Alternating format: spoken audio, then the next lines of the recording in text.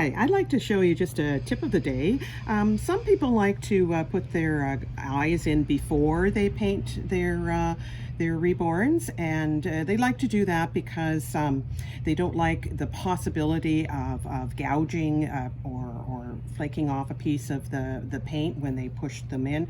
So if you decide that you would like to do that, we're going to show you how it can be easily avoid any paint getting onto those eyeballs. And this is the stuff that we use. It's been used in watercolor for a long time, called masking fluid. Now you have to be careful because there are two types of masking fluid. One is a permanent masking fluid, which will not be removed, and the other one is one that's a removable masking fluid. So this one that we have here at the store is the one that we have available. So basically all you do is it looks opaque, but that's okay. Don't let that scare you.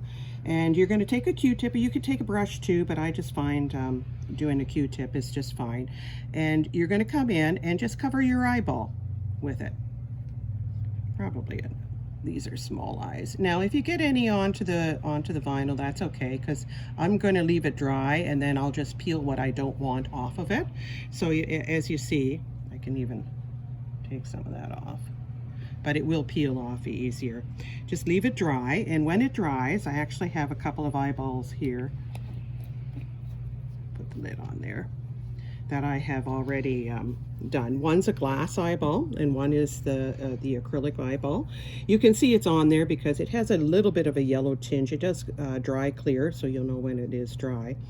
But now what I can do is, when I'm all done, you see this stuff just peels right off, and it does not affect the acrylic eye at all. There's no blemish or fogging or anything that happens.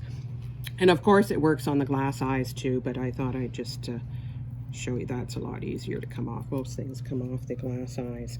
But if in case you do get it onto your vinyl, here's a little sample here. I put some onto a belly button, and the paint is underneath here, just to show you. This is Reborn FX dry paint, but it will not take the paint off. And you see how I'm just peeling it right off the vinyl, and it comes off quite nicely, and it doesn't remove any paint. Now here's a little surprise over here, just in case anybody's into some fantasy painting. You can put it on and then put paint on top of it, and then once your paint is dry, I can take this off, nice gooey stuff, and there we have anything else that comes off. There we go. I just put that on with it's not there. Okay, well you can see that the stuff comes off, the paint's still there, it brings whatever is underneath it. So if you want to do some delicate detailed tattoos of some sort and put in a different color of flesh on, there's an idea for a fantasy tip of the day too. So this is, as I said, you can see it's drying off. It has to go clear, and then once it's clear, it's dry, and you can leave it on there, paint to your heart's delight, and then just take it off when you're all finished.